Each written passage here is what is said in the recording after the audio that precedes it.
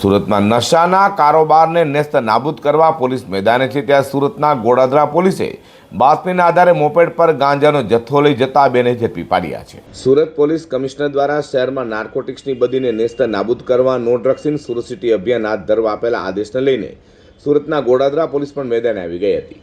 ત્યારે ગોડાદરા પીઆઈ હર્ષદ આચાર્યની ટીમને મળેલી બાતમીના આધારે ગોડાદરા પોલીસ મથકની હદમાં દેવધર ચોકડી પાસે વોચ ગોઠવી તેથી મોપેડ પર પસાર થનારા બે આરોપીઓ વિકી યાદવ અને કરણસિંહના આંતરી તેઓ પાસે તપાસ કરતા તેઓ પાસેથી 2 કિલો જેટલો ગાંજાનો જથ્થો મળી આવ્યો હતો। તેથી પોલીસે ગાંજાનો જથ્થો, મોબાઈલ ફોન અને મોપેડ મળી 45,000થી વધુનો મુદ્દામાલ કબજે કરી તેઓ વિરુદ્ધ કાયદેસર કાર્યવાહી ધરી છે।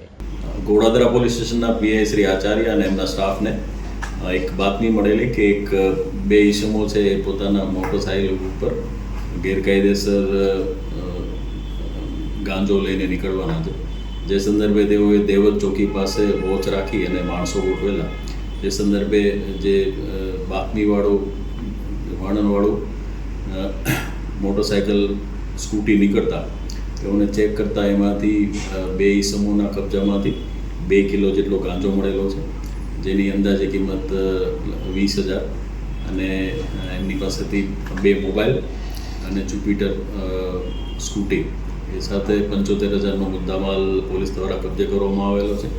અને આ જે બંને ઈસમો છે એ વિકી યાદવ અને